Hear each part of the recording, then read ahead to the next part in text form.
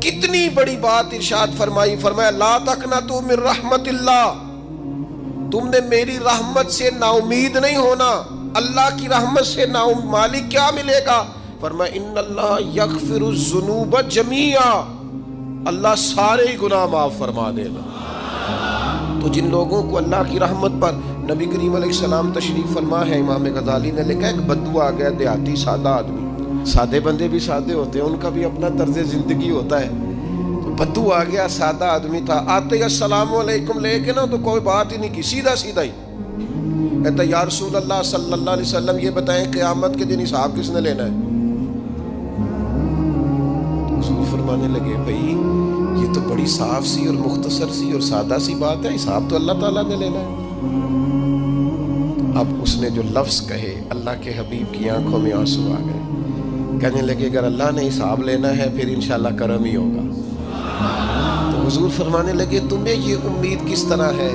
تو عرض کرنے لگے یا رسول اللہ کریم جب غالب آتا ہے تو معاف ہی کرتا ہے۔ جب کریم کا غلبہ ہوتا ہے نا، کریم بندہ جب کسی پہ قبضہ کر لے تو پھر معاف کرتا ہے، تو اللہ تو سب سے بڑا مہربان ہے۔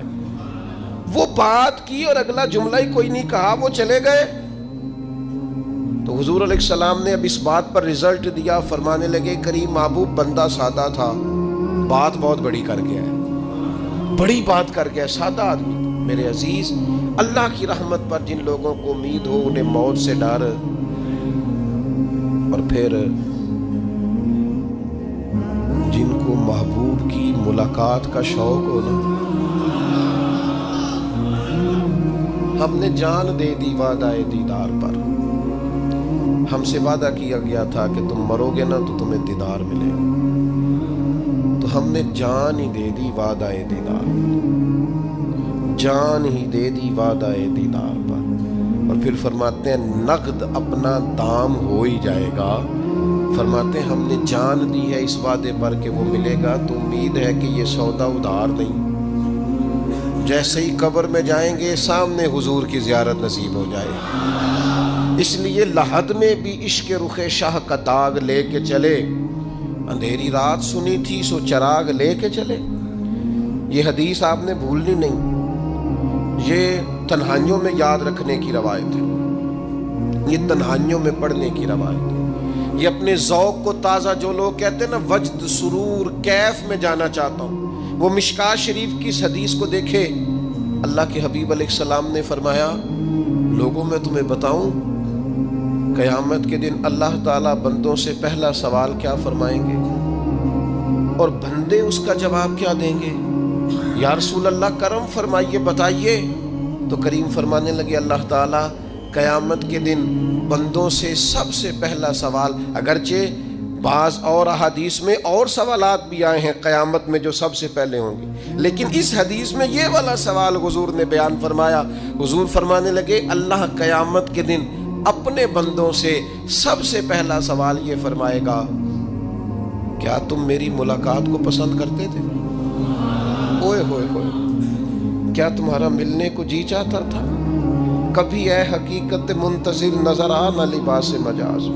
اقبال کہتے ہیں تیرے کرم اتنے ہیں دل کرتا ہے تجھے دیکھیں، کبھی کبھی اے حقیقت منتظر نظر آ نہ لباس مجاز میں، لاکھوں سجدے تڑپ رہے ہیں میری جبین نیاز میں، تمہارا دل کرتا تھا مجھ سے ملنے کو؟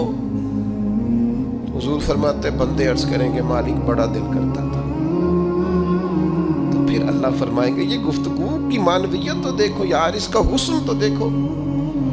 اللہ پھر پوچھیں گے کیوں دل کرتا تھا تمہارا؟ دل کرتا تھا تو کیوں کرتا تھا؟ عرض کریں گے مالک اس لیے کہ ہمیں امید تھی کہ تو معاف بھی کر دے گا، رحمت بھی فرمائے گا، اس معافی کی امید پر دل کرتا تھا تو ملے۔ حضور فرماتے ہیں پھر رب فرمائے گا مجھ پر واجب ہے، میں نے اپنے کرم سے واجب کر لیا ہے کہ آج تمہیں جنت عطا کروں گا۔ یہ جو ملاقات ہے نا، ملاقات کہ وہ ملیں گے، ان سے ملاقات ہو۔ عمر بیت گئی نا نام جپتے، عمر بیت گئی نا تذکرہ کرتے۔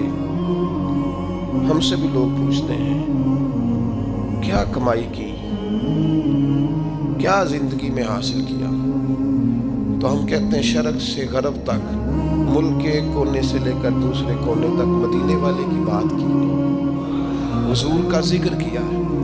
نبی پاک کے اور میں اپنی حیاتی تو قربان تھی وہاں، ساری محمد محمد پکیندے گزر گئی ساری۔ یہ اعزاز ہے، یہ کرم ہے۔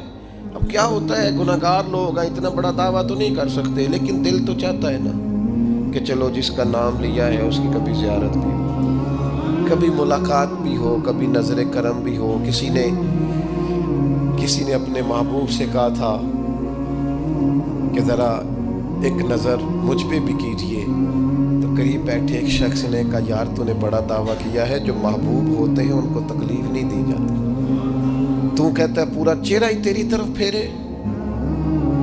تو پھر اس نے اس درویش سے پوچھا کہ میں بھلا پھر کیا کروں، میرا دل تو میرا بھی کرتا ہے نا۔ چلو یہ تو آپ کی بات ٹھیک ہے کہ اب میں محبوب سے کہوں کہ اتنی تکلیف کرے کہ میری طرف پورا رخ پھیرے تو ٹھیک نہیں، تو پھر بتائیں میں کیا کروں؟ تو اس نے کہا ان راہوں میں کھڑا ہو جا جن راہوں کی طرف وہ کریم دیکھتا ہے۔ چلو اسی با کردار کو دیکھتے دیکھتے بیچ میں تیرے اوپر بھی نظر، مجھ پہ محشر میں نصیر ان کی نظر پڑ ہی گئی، مجھ پہ محشر میں نصیر ان کی نظر۔ اوئے ہوئے، اللہ کرے آپ کو بھی وہ لطف آئے جو مجھے آ رہا۔ کہتے مجھ پہ محشر میں نصیر ان کی نظر، یہ انتہائی عاجزی ہے کہنے والے کی۔ اس نے بالکل اپنے آپ کو ختم کر کے کہا کہ میں قابل تو نہیں تھا، اور میں پھر تکلیف دیتا کہ میری طرف دیکھیں، اسپیشل میرے لیے وقت نکالیں۔ پر کرم یہ ہوا کہ مجھ پہ محشر میں نصیر ان کی نظر پڑ ہی گئی۔ کہنے والے اسے کہتے ہیں خدا کا کرنا، کہنے والے اسے کہتے ہیں خدا کا کرنا۔ اللہ نے کیا کہ نظر مجھ پر پڑ ہی گئی، اور جب پھر پڑ گئی تو تیری ایک نظر کا کمال ہے اور میری زندگی کا سوال ہے۔ بس جب پڑ گئی تو سو پھر پڑ گئی۔ موت سے وہ بندہ کبھی نہیں ڈرتا جسے ملاقات کا شوق ہو، ملنا چاہے داتا علی اجمیری سے اور موت سے ڈرے، ملنا چاہے حضرت غوث پاک جیلانی سے اور پھر موت سے ڈرے۔ زندگی گزری ہو علی علی کرتے پھر موت سے ڈرے، عمر بھر سیدنا عثمان غنی کی سخاوت کی بات کی ہو اور پھر جنت میں جا کے ان سے ملنے کا شوق پیدا نہ کرے، ساری زندگی سیدنا فاروق کا عدل بیان کیا ہو، ساری زندگی ان کے انصاف کا تذکرہ کیا ہو، پوری امت کو بتایا ہو کہ اگر جینا چاہتے ہو تو عمر کے رستوں پر چلو، اور پھر یہ موت سے ڈرے اور مر کے جناب فاروق اعظم کی زیارت کو پسند نہ کرے۔ جسے صدیق کی وفائیں یاد ہو، جنہیں جناب ابو بکر صدیق کا عشق یاد ہو، وہ پھر ان کی زیارت نہ کرنا چاہے اور ساری عمر حضور کی نعت پڑھی ہو۔ مانا نہیں آتا تھا پھر بھی کہا بلغ العلا بکمالہ، کشف الدجی بجمالہ، حسنت جمیع خصالہ، صلو علیہ والہ سے نہیں ترجمہ آتا تھا، پر جب بھی کو پڑھتا تھا یہ بھی جھومتا تھا، مولا یا صلی وسلم دائما۔ میں آپ کو بتاتا ہوں، توتلا آدمی، توتلا اور دیوانہ مجذوب بیچارہ، سمجھ نہیں، توتلا بولنا بھی ٹھیک نہیں آتا۔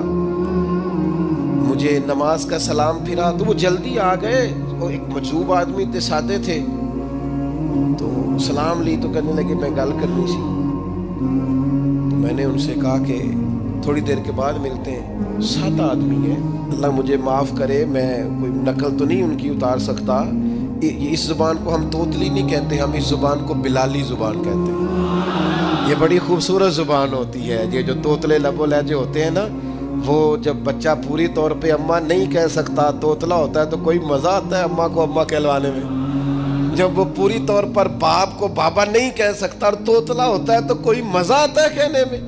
وہ جب دادی نانی دادا کہتا ہے تو دادے کا دل کرتا ہے یہ 100 بار کہے، چونکہ اسے کہنا نہیں نہ آتا، لیکن اس توتلاہٹ میں جو اس کو لطف آتا ہے۔ مجھے بڑے لوگ آ کے شعر سناتے ہیں، میں نے بڑے خوشگلو نعت خانوں سے زندگی میں سنا ہے، وہ صاحب میرے پاس آئے اور میں نے کہا بعد میں ملیں گے، تو سادہ آدمی ہے، مجذوب ہے، پورا شعور نہیں رکھتا، مجھے کہنے لگا مصطفیٰ جان رحمت کے بعد مصطفیٰ جان رحمت پہ لاکھوں سلام کے بعد، یعنی مانا یہ تھا کہ سلام کے بعد تو اب بڑے بڑے سریلے بندوں سے بھی بندہ سنتا ہے میرا دل کرے، اور میں نے جان بوجھ کے ان سے کہا اے دوبارہ کیا جائے ذرا، کیونکہ توتلے تھے نا، میں نے کہا تو کہنے لگے مصطفیٰ جان رحمت پہ لاکھوں سلام کے بعد او میرے عزیز یاد رکھو ساری زندگی حضور کی نعتیں پڑھی، نبی پاک کے تذکرے سنے، اب موت سے ڈر جائیں؟ حالانکہ موت تو ایک پل ہے، پل سے گزریں گے تو سامنے اللہ کا دیدار بھی ہوگا، مدینے والے کی زیارت بھی نصیب ہوگی، تو زیارت ہوگی، اور ہر نظر کانپ اٹھے کہ محشر کے دن خوف سے ہر کلیجہ دہل جائے گا، اوڑھ کر کالا جبہ وہ آ جائیں گے اور سارے محشر کا نقشہ بدل جائے گا۔ یہ موت کا خوف نکالنے والی چیزیں ہیں، ڈر۔ اچھا مجھے ایک بات بتائیں، یہ میں امید کی بات کرنے لگا ہوں،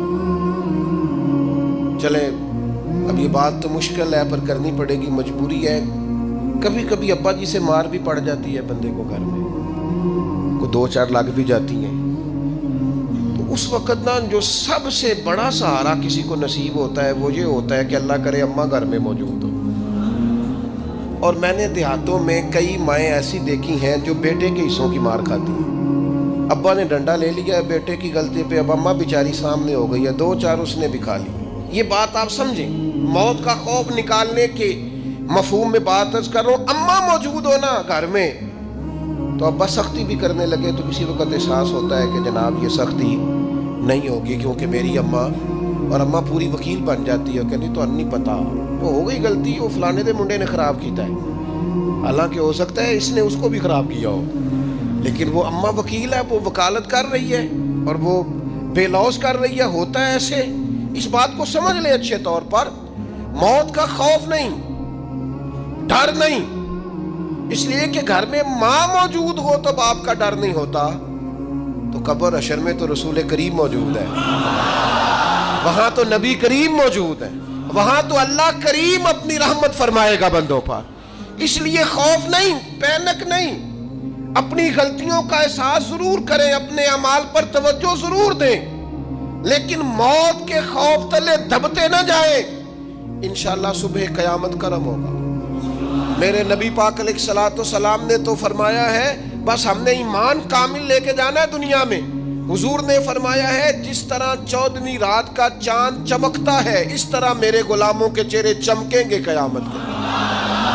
اللہ کے رسول صلی اللہ علیہ وسلم فرماتے ہیں جسم کے جن جن حصوں پر وضو کا پانی لگتا رہا وہ قیامت میں چمکیں گے، دور سے لوگ ان کا نور دیکھیں گے، پتہ چلے گا وہ محمد عربی کے غلام آ رہے ہیں۔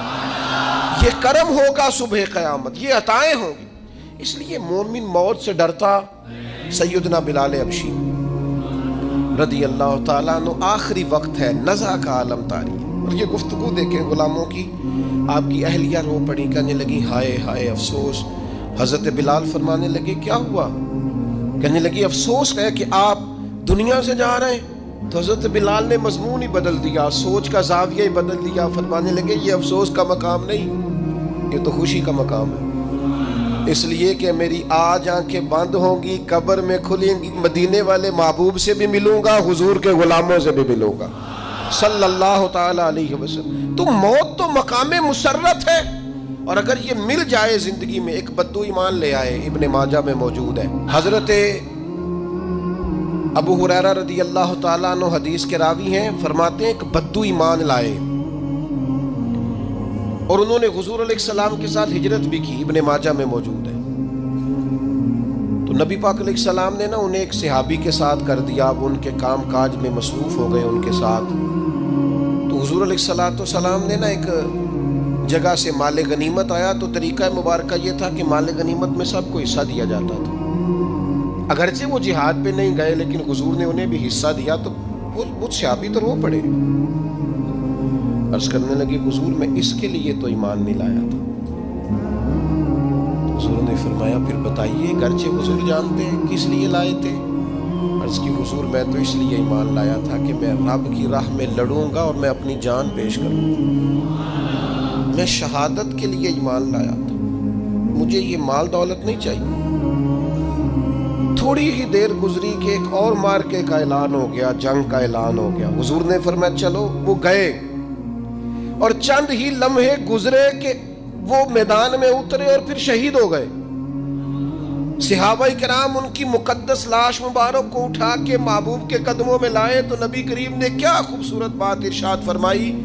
حضور فرمانے لگے دیکھو اس نے اللہ کی تصدیق کی ہے تو رب نے بھی اس کی تصدیق فرما دی۔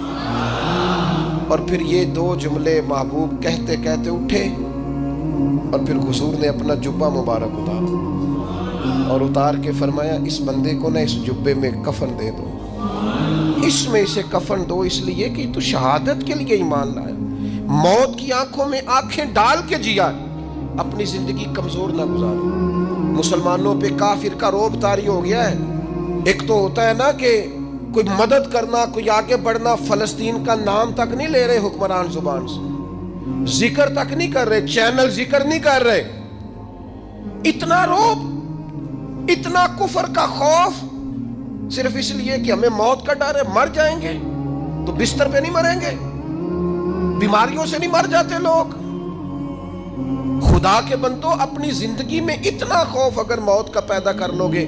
حضرت سعید ابن جبیر رضی اللہ تعالیٰ عنہ بہت بڑے فقیہ تھے، حجاج بن یوسف نے بلایا اور کہنے لگا میں تمہیں موت دینے لگا ہوں، مار دوں گا تمہیں۔ بڑا ظالم آدمی تھا، بڑے لوگ اس نے قتل کیے تھے۔ حضرت سعید رضی اللہ تعالیٰ عنہ مسکرا پڑے اور غصے میں آیا، کہنے لگا کیوں ہنستے ہو؟ فرمانے لگے تو بڑا بیوقوف ہے، تجھے کس نے کہا زندگی اور موت تیرے ہاتھ میں، یہ تو تب آئے گی جب میرا رب چاہے گا۔ کہنے لگا لے جاؤ ان کو اور جا کے قتل کر دو۔ تو وہ جب جلاد لے جا رہے تھے تو آپ اور کھل کے مسکرائے، ہنسے۔ یہ آپ کی طاقت ہے کہ موت کو دیکھ کے مسکراہٹ ہو، لبوں پہ تبسم رقصاں ہو، مسکرائے۔ جب آپ مسکرا رہے تھے تو اس کو اور غصہ ہے، واپس بلایا، کہنے لگا مسکراتے کیوں ہو؟ فرمانے لگے تیری جرت پہ مسکرا رہا ہوں، اور اس بات پہ مسکرا رہا ہوں کہ رب کتنا بے نیاز ہے، تیرے جیسے لوگوں کو بھی مہلت دے رکھی ہے، کتنا بے نیاز ہے، تیرے جیسے لوگوں کو مہلت دے۔ اور غصے، کہنے لگا میرے سامنے قتل کرو۔ حضرت سعید ابن جبیر رضی اللہ تعالیٰ عنہ نے منہ کعبے کی طرف کر کے پڑھنا شروع کیا، انی وجہت وجہی للذی فطر السماوات والارض حنیفا وما انا من المشرکین۔ آپ یہ پڑھ رہے تھے تو کہنے لگا اس کا منہ کعبے سے پھیر دو۔ کعبے سے منہ پھیرا تو آپ فرمانے لگے تو بڑا ہی بیوقوف ہے، میرا رب کو صرف کعبے کی طرف مقید ہے، وَلِلَّهِ الْمَشْرِقُ وَالْمَغْرِبُ فَأَيْنَمَا تُوَلُّوا فَثَمَّ وَجْهُ اللَّهِ۔ چہرہ پھیر دیا جب اس نے تو آپ فرمانے لگے مشرق بھی اللہ کا، مغرب بھی اللہ کا، اور اللہ فرماتا ہے تم جدھر بھی منہ کرو ادھر ہی اللہ کی رحمت ہے۔ یہ پڑھا تو اب اس نے لٹایا، اور جب وہ آپ کو قتل کر رہا تھا تو حضرت سعید ابن جبیر کی ایک زوردار آواز گونجی، فرمایا یاد رکھنا مجھے اسی طرح قتل کرنا جس طرح تم خود قیامت میں قتل ہونا پسند کرتے ہو۔ میرا آخرت پر یقین کامل ہے، محشر میں عدالت لگے گی، میں تمہیں قتل کروں گا میں۔ حضرت سعید ابن جبیر کی وہ جرت تھی کہ دربار سارا لرز گیا حجاج کا۔ حضرت سعید ابن جبیر رضی اللہ تعالیٰ عنہ کہنے لگے اللہ اسے میرے بعد کسی پر مسلط نہ کرنا، میرا قتل آخری ہو، میرے بعد نہ ہو۔ ڈر گئے لوگ، سہم گئے، اور وہ جو جلاد آپ کو قتل کر رہا تھا اس کے بھی ہاتھ کانپ رہے تھے۔ اتنی جرت، موت کا ایک منٹ کے لیے خوف نہیں۔ حضرت سعید ابن جبیر رضی اللہ تعالیٰ عنہ شہید ہو گئے تو اتنا خون نکلا، اتنا خون نکلا، اتنا خون نکلا، خون بند ہی نہیں ہو رہا۔ ایک طبیب بیٹھا تھا، ہانپتے کانپتے ڈرے ہوئے، سہمے ہوئے۔ حجاج کہنے لگا اسے اتنا خون؟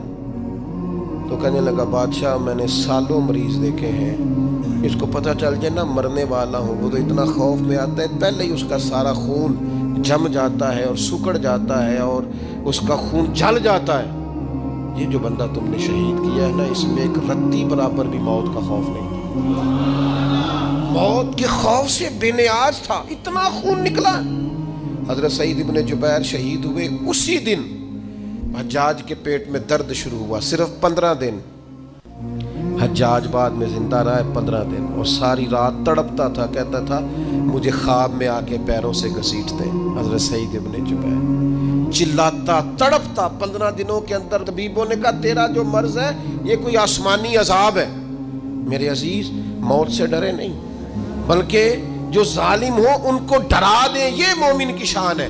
अपनी जिंदगी के अंदर से मौत का खौफ निकाल दें ताकि जिंदगी के जो दिन हैं वो जिए तो जा सकें, वो इंसान मजबूती से वक्त से गुजार सके। हजरत अली शेर खुदा रज़ी अल्लाह ताला अन्हु ना, वो जैकेट नहीं पहनते थे जंगी, जो कमर पे पीछे लोग पहनते थे ना, तलवार कोई मारे तो जख्म ना हो। तो किसी ने मौला अली शेर खुदा रज़ी अल्लाह ताला अन्हु से फरमाया पुश्त पर आप वो जैकेट नहीं पहनते लोहे की। आप फरमाने लगे पुश्त तो दिखानी नहीं। तो कहने लगे मौत से डर नहीं आता? फरमाया बिल्कुल भी नहीं। और फरमाया मुझे बिल्कुल डर नहीं आता कि मैं मौत पर आ गिरूं या मौत मेरे ऊपर जा गिरे। हम तो शहादत, हजरत खालिद बिन वलीद रज़ी अल्लाह ताला अन्हु एक दिन नौजवानों को खिताब करते करते कहने लगे मौत से कभी ना डरना, मैंने सारी जिंदगी जंगों में गुजारी है, मेरे वजूद पर एक जर्रा भी जिस्म का हिस्सा ऐसा नहीं जिस पर जख्म ना हो। और यो कहते कहते रो पड़े। फरमाने लगे, ये बात करते करते रो पड़े, फरमाने लगे देख लो जिंदगी सारी मैं